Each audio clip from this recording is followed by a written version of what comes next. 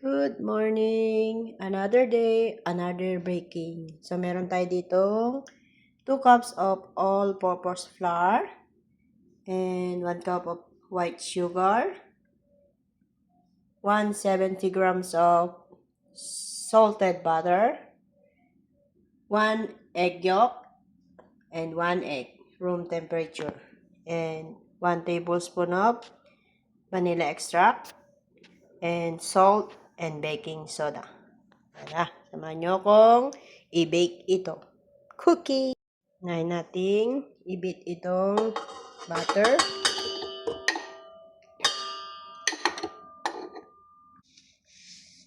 Sama ng sugar.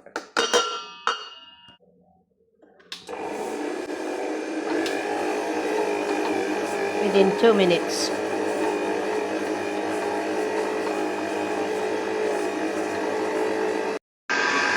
Habang hinintay natin nabibit yun, pagsamasamahin natin yung flour, salt, and baking soda. Haluin is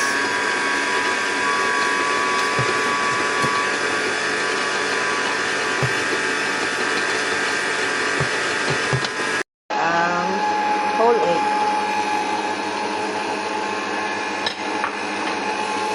At egg yolk.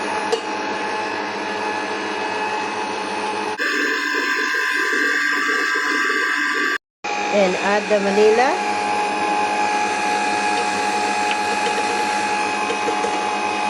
Add the flour.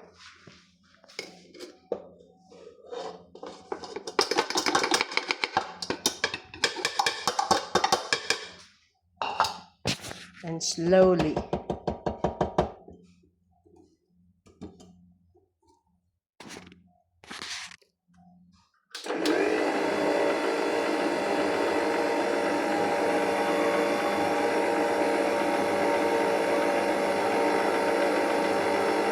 Okay na yan. Magbilog ng parang bola ng golf at i-roll dito sa sugar.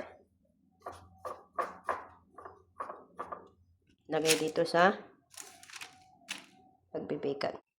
Ayan ang first batch. Bake natin sa 176 degree in 10 minutes to 12 minutes. Yan, tayo na natin. Yan, tapos na ang 12 minutes. Oh, ang bango. At ito na ang cookie. May happy na namang bakit mamaya pag-uwi.